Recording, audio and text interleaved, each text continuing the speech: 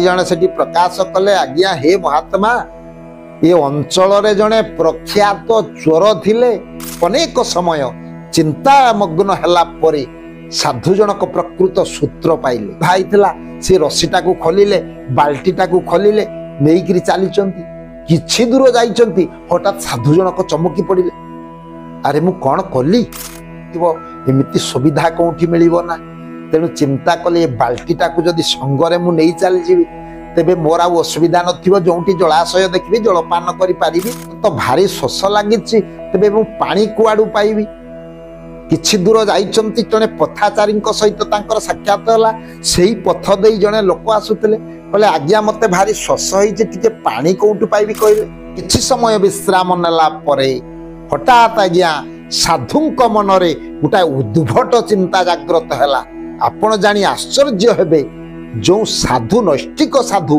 अंतर मध्य ये प्रकार उद्भट चिंता कहीं जाग्रत है तेबे साधु जनक मनरे दिनकर अरण्य मार्ग दे जाउछन सर्वे हुईबे एकाकार नथिबो वेदर विचार जड़े दोषी मध्य दंड पाइबा संगे संगे जड़े निर्दोषी मध्य दंड पाइबो सर्वे हुईबे एकाकार नथिबो वेदर विचार तबे जड़े सर्वे हुईबे एकाकार पवित्र भागवत रे जगन्नाथ दास प्रमाण दैचंती सर्वे हुईबे एकाकार नथिबो वेदर विचार तार तात्पर्यटा कौन सर्वे एकाकार केमिति हेबे जड़े दोषी मध्य दंड पाइबा संगे संगे जड़े निर्दोषी मध्य दंड पाइबो आपण कहबो जड़े दोष कला तही तो दंड पाई पारे जड़े दोष नकरी मध्य किमिति आज्ञा दंड भोगुछि आसंतु जानिबा उपनिषदरु सुंदर कथा वस्तुटे मु आपण मानक आगरे उपस्थापन करिबी सर्वे होइबे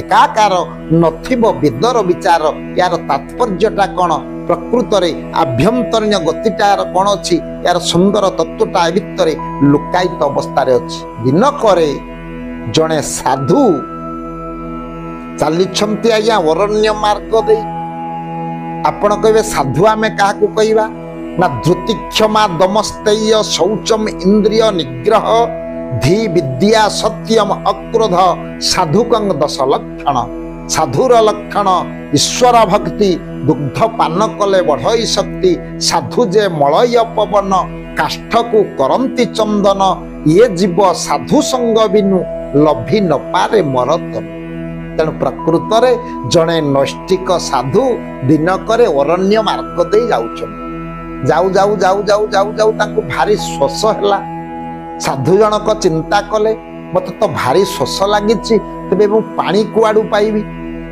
किछि दूर जाइचंती जने पथाचारी सहित तांकर साक्षात होला सेही पथ देई जने लोक आसुतले कहले आज्ञा मते भारी शोष होइछि टिके पानी कोउटु पाइबी कहले ना आपण आगो को जानतु गोटा सुंदर कुओटे अछि सेइटु आपण पानी पीबे एवं पानी पी आपण चली जीवे सुंदर व्यवस्था सेठी अछि तेणु टिके सांत्वना आसिला साधुंक मनरे किछि दूर अतिक्रम करिचंती देखिले गोटा सुंदर कुओटे से कुओ पाखरे जाई पहुंचले अनै देले निर्मल पानी कुओ भितरे पुनी देखिले गोटा बाल्टीटे अछि गोटा रस्सीटे अछि चिंता कले केही महत व्यक्ति बुद्धि कर्म करिछि जद्वारा जे पथाचारी आसीबे जलपान करी एठी आनंद रे जाई पारि तेणु साधु जनक कौन कले से बाल्टी साहाय्य कूअरु पानी बाहर करी किछि जलपान करदेले ताको शांति लागिला पाखरे गोटे वृक्षर छाई से वृक्ष मूल जाई टिके विश्राम नेले चिंता कले जाऊ भारी सुंदर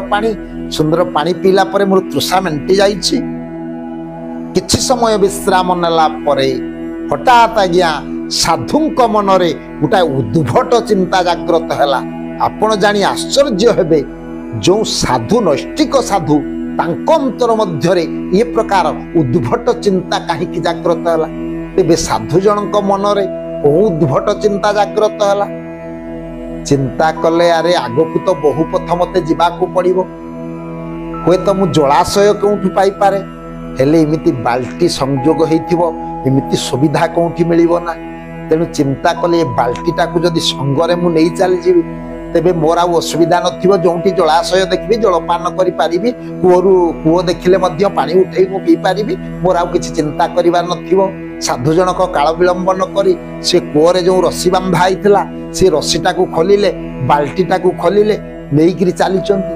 କିଛି ଦୂର ଯାଇଛନ୍ତି, ହଠାତ୍ ସାଧୁ ଜଣକ ଚମକି ପଡ଼ିଲେ। ଆରେ ମୁଁ କ'ଣ କଲି? ମର୍ମାହତ ହେଲେ ଆଜ୍ଞା ସାଧୁ ଜଣକ। ଚିନ୍ତା କଲେ, ଆରେ ଆଜନ୍ମ ତପସ୍ୟା, ସତ୍ୟ ଶାନ୍ତି ଯେ ଦୟା କ୍ଷମା, ଏ ଚାରି ପ୍ରଭୁଙ୍କ ମହିମା। ଯୋଉ ସତ୍ୟ ଶାନ୍ତି ଦୟା କ୍ଷମାକୁ ପାଚେୟ କରି ଏ ସଂସାରର ପଥ ମୁଁ ଅତିକ୍ରମ କରିବାକୁ ଚେଷ୍ଟା କରୁଥିଲି, ଆଜି ସେଥିରେ ଆବିଳତା ଆସିଗଲା।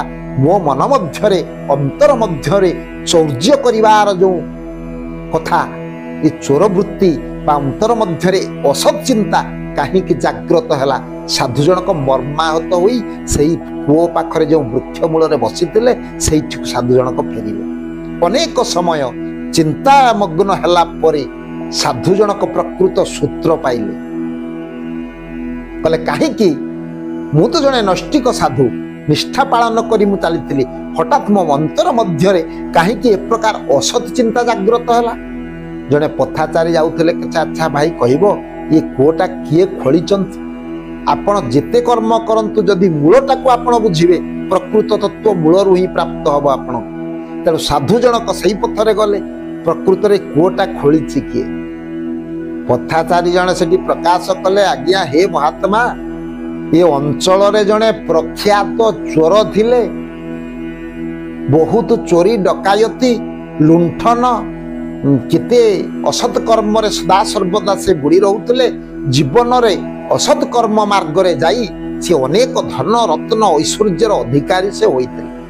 ଯଦ୍ୱାରା ଯେତେବେଳେ ତାଙ୍କର ଅନ୍ତିମ ସମୟ ଆସିଲା, କୋଉଠି ଆଜ୍ଞା କୂଅ ସବୁ ଖୋଳିଛନ୍ତି, କୋଉଠି ସ୍କୁଲ କରିଛନ୍ତି, କୋଉଠି କଲେଜ କରିଦେଇଛନ୍ତି, ଏମିତି ଆଜ୍ଞା ଜନହିତକର କାର୍ଯ୍ୟ ସେ ଅନେକ କରିଛନ୍ତି।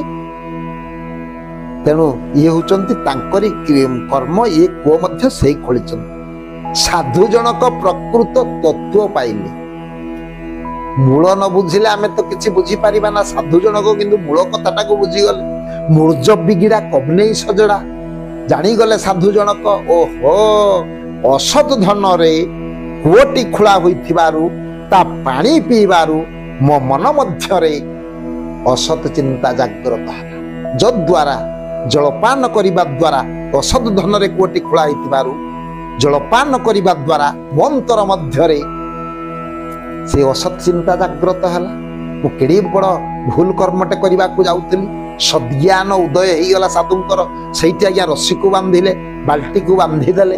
ତେଣୁ ସାଧୁ ଜଣକ ପ୍ରକୃତ ତତ୍ତ୍ୱକୁ ବୁଝିପାରିଲେ ଯେ ସର୍ବେ ହୋଇବେ ଏକାକାର, ନଥିବ ବେଦର ବିଚାର। ଅର୍ଥାତ୍ ଯିଏ ସଂସାରରେ ଯୋଉଠି ଆଜ୍ଞା ଧର୍ମାନୁଷ୍ଠାନଟେ ହଉଛି, ଯଜ୍ଞ କର୍ମ ହଉଛି, ଯୋଉଠି କେତେ ସାଂସ୍କୃତିକ କାର୍ଯ୍ୟକ୍ରମ ବା ଇଏ ଆଧ୍ୟାତ୍ମିକ କାର୍ଯ୍ୟକ୍ରମ ହେଉଛି, ସେଠି ଯେଉଁ ଅର୍ଥଟା ବିନିଯୋଗ କରାଯାଉଛି, ଯେଉଁ ଅର୍ଥଟା ଖର୍ଚ୍ଚ କରାଯାଉଛି, ପ୍ରକୃତରେ ଆମେ ବିଚାର କରିବା ସେଟା ସତ୍ ଧନ ବା ସତ୍ୟ ଶାନ୍ତି ଯେ ଦୟା କ୍ଷମା ସତ୍ ଧନ ଉପଯୋଗ ହେଉଛି ନା ଅସତ୍ ଧନରେ ସେ ଆଧ୍ୟାତ୍ମିକ କାର୍ଯ୍ୟକ୍ରମଟା ହେଉଛି। ଏ କଥାକୁ ଆମକୁ ବୁଝିବାକୁ ପଡ଼ିବ। ଯଦି ଆମେ ଏ କଥାକୁ ପ୍ରକୃତ ତତ୍ତ୍ୱକୁ ଅବଗତ ନ ହେବା, ତେଣୁ ସର୍ବେ ହୋଇବେ ଏକାକାର, ନଥିବ ବେଦର ବିଚାର। ଅର୍ଥାତ୍ ଯେତେବେଳେ ଦଣ୍ଡ ଭୋଗିବାକୁ ଆମକୁ ପଡ଼ିବ, ଆମ କର୍ମରେ ଯଦି ଏ ପ୍ରକାର ଭୁଲ ରହିବ, ଯେତେବେଳେ ଦଣ୍ଡ ଭୋଗିବାକୁ ଆମକୁ ପଡ଼ିବ, ଯିଏ ଭୁଲ କରିଛି ସିଏ ଦଣ୍ଡ ପାଇବା ସଙ୍ଗେ ସଙ୍ଗେ ଧୁଆମୂଳା ଅଧୁଆମୂଳା ସମାନ ବୋଲି କୁହାଯାଏ। ସେ ଧୁଆମୂଳାଟା ଯେତିକି ଆଜ୍ଞା ଅଧୁଆମୂଳା ମଧ୍ୟ ସେତିକି। ଅର୍ଥାତ୍ ଯିଏ ଭୁଲ କରିଥିବ ସିଏ ଦଣ୍ଡ ପାଇବା ସଙ୍ଗେ ସଙ୍ଗେ ଯିଏ ଭୁଲ କରିନଥିବେ ତାକୁ ମଧ୍ୟ ଭୁଲ ଦଣ୍ଡ ଭୋଗିବାକୁ ପଡ଼ିବ। ଅର୍ଥାତ୍ ଯୋଉଠି ମୀନ ଧରା ହେଉଥିବ ବା ମାଛ ଧରା କ୍ଷେତ୍ରକୁ ଗଲେ ଆପଣଙ୍କ ଦେହକୁ ନିଶ୍ଚିତ କାଦୁଅଟା ଛିଟିକିବ। ଥରେ ଶାସ୍ତ୍ର ପ୍ରମାଣ ଦେଇଛନ୍ତି, ନାହଂ ତିଷ୍ଠାମି ବୈକୁଣ୍ଠେ ଯୋଗିନାଂ ହୃଦୟେନ ଚ ମଦ୍ଭକ୍ତା ଯତ୍ର ଗାୟନ୍ତି ତତ୍ର ତିଷ୍ଠାମି ନାରଦ। ଯୁଗେ ଯୁଗେ ଭକ୍ତଙ୍କୁ ବାହୁ ଛାୟା ତଳେ ଉଦ୍ଧାର କରନ୍ତି ପ୍ରଭୁ ବୋଲି ଶାସ୍ତ୍ର ପ୍ରମାଣ ଦେଇଛନ୍ତି। ଯୋଉ ସାଧୁ ଜଣକ ସେ କୂଅର ପାଣି ପିଇଲା କ୍ଷଣି ଯେମିତି ସଂକ୍ରମିତ ହେଲା ଭଳି ଅସତ୍ ଚିନ୍ତା ଅନ୍ତର ମଧ୍ୟରେ ଜାଗ୍ରତ ହେଲା। ଯଦି ପ୍ରକୃତି ଏକ ଧାର୍ମିକ ଅନୁଷ୍ଠାନ ବା ଯେକୌଣସି ଆଧ୍ୟାତ୍ମିକ କାର୍ଯ୍ୟକ୍ରମ ହେଉଛି, ସତ୍ ଧନ ବିନିଯୋଗ ନ ହୋଇ ଯଦି ଅଧିକ ମାତ୍ରାରେ ଅସତ୍ ଧନ ସେଠି ବିନିଯୋଗ ହୁଏ, ନିଶ୍ଚିତ ଭାବରେ ତାହା ଫଳପ୍ରଦ ବା ସତ୍ୟ ଶାନ୍ତି ଯେ ଦୟା କ୍ଷମା, ଏଥିରେ ଆଜ୍ଞା ଚାରିଟା ସେଠି ଶୁଦ୍ଧ ଭାବରେ ପରିଲକ୍ଷିତ ହୋଇପାରିବନି। ତେଣୁ ସ୍ୱଳ୍ପ ସମୟର କଥାବସ୍ତୁ सर्वे होइब एकाकार नथिब वेदर विचार। ये कथावस्तु को मुझे विश्राम दौची। परवर्ती अध्याय रे आउ गोटे सुंदर कथावस्तु नहीं आपण मानक आगरे मु उपस्थापन करी।